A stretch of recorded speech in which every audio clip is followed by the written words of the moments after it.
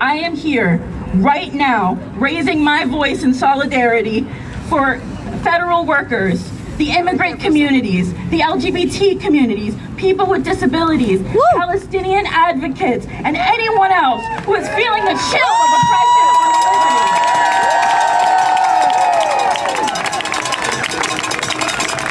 In fact, I've got a message I'd like to send to the White House on behalf of our communities. Will you help me deliver it? Yeah! We the people. We the people Will speak up. will speak up, And you will hear us, Donald Trump. and you will hear us, Donald Trump. Again, we the people We the people will speak up. will speak up, And you will hear us, Donald Trump. and you will hear us, Donald Trump. And Republicans! Yeah! I call on the White House to wake up and see that they are failing the American people. I call on members of Congress to stand up against Trump, be brave, and remember that they are representing us, the American people. I urge you now more than ever to look towards our shared goals and not drown in prejudice and fear that threatens to divide us. Federal workers are not the waste, we are the engine. And as a country, we need to be moving forward, not idling, not giving in, and definitely not moving backwards. Please join us in protecting the rights of every American and by protecting the rights of our federal workers. Thank you so much for hearing me.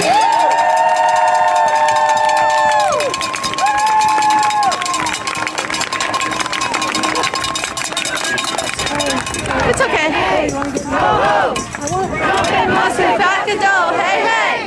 Ho ho! Trump and Musk have got to go. Hey hey! Ho ho! Trump and Musk have got to go. Hey hey! Ho ho! Trump and Musk have got to go. Hey hey! Ho ho! Trump and Musk have Thank you, got to Claire. That go. was amazing. Got one more time for Claire. Next up, Veronica is from Together We Thrive, Boston.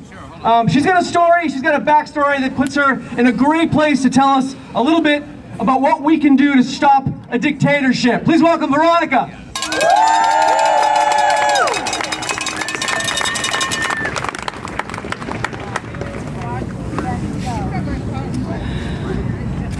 My fellow American citizens, we stand here united in our resolve to create a world where intolerance has no place. We will not tolerate intolerance in any form, be it race, religion, gender, or any other characteristic that makes us unique.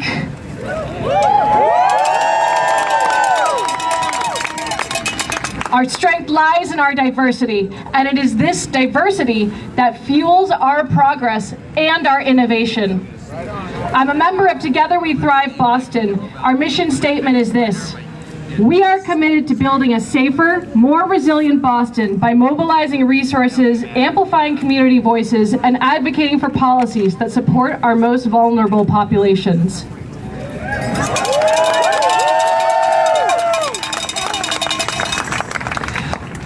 I'd like to share a story with all of you about one vulnerable group in particular: refugees.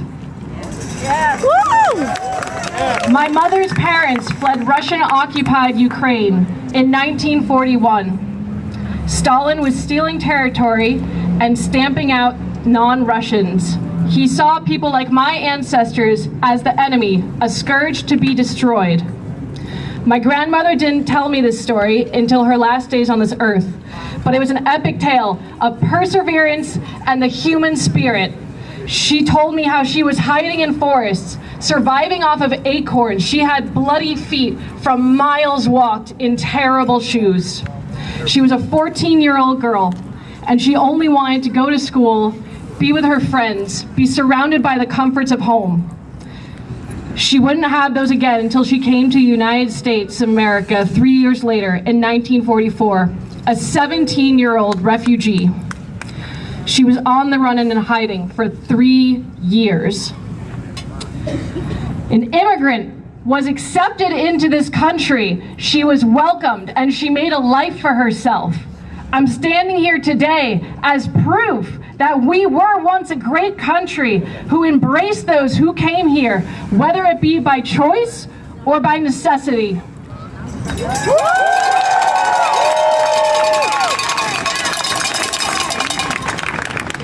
Nearly 100 years later, Ukraine is now facing the same horrors and bloodshed as it did then.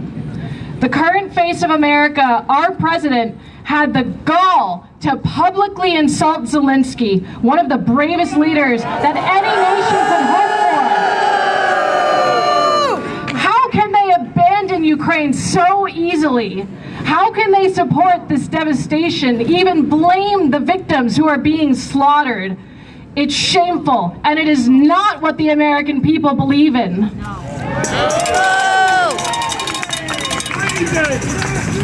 If you believe in a future where we stand as one, you are on the right side of history. If you use your strength to defend those in need, you're on our side. If you raise your voices at the audacity of the oligarchs who would take away your freedoms to pad their bank accounts, you have a place with us.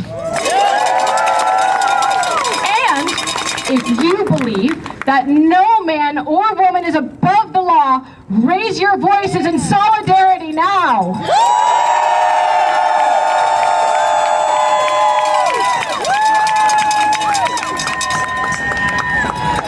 The power is with the people.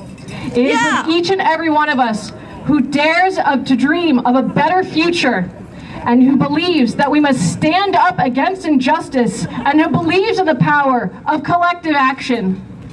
Together we can overcome anything, and we can create a society where everyone is treated with dignity and respect.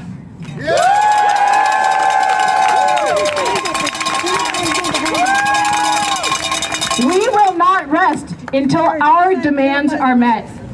Our demands include to uphold the Constitution, limit executive overreach, hold the government accountable. We call for the removal of Elon Musk, an unelected individual who is working from within to destroy our financial security, remove our rights as Americans, and ruin the lives of civil servants who have worked tireless, thankless jobs supporting our country and its people.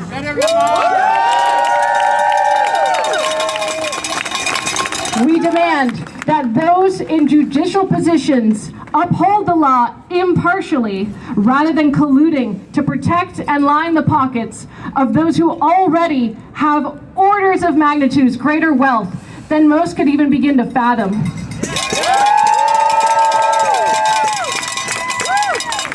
There's something deeply insidious in today's America when we have hard-working people who are losing their jobs, their homes, and going bankrupt, while greedy CEOs and shareholders continue to amass wealth.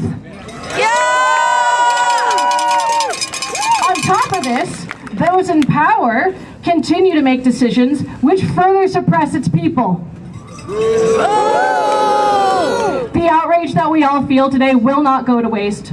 We will continue to raise our voices, to march in solidarity, and to fight for the rights of all individuals.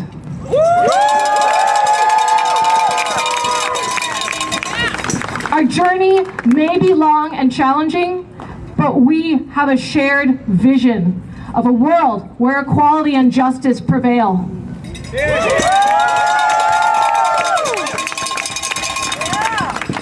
I hate to be the bearer of bad news. Nobody is coming to save us. We have to put in the hard work ourselves.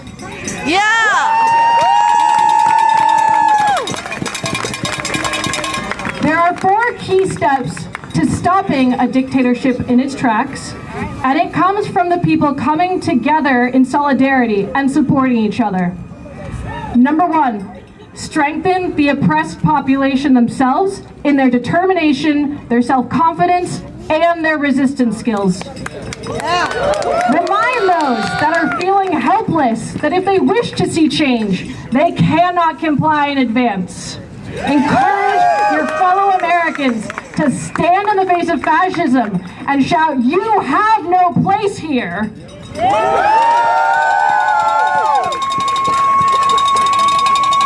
Number 2, strengthen the independent social groups and institutions of the oppressed people.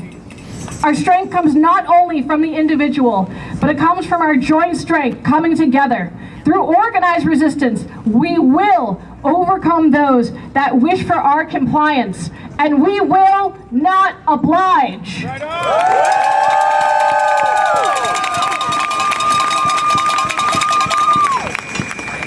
Number 3, create a powerful internal resistance force. Since you are all standing here today, you're already a part of it. Continue raising your voices. Do support groups like 5051 and those like them, and stand against tyranny. You all must be courageous.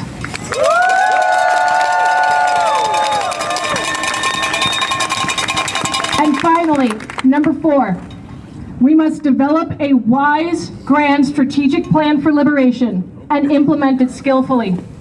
Project 2025 was a guidebook for destroying our country, so we must create the antithesis of this document to gain back our freedom. Hard work and strategy will be needed to overcome the hands that wish to hold us down. But let us remember that change begins with us. It is through our voices, our words, and our unwavering commitment to making a difference. Let us be the change that we wish to see in the world. Thank you.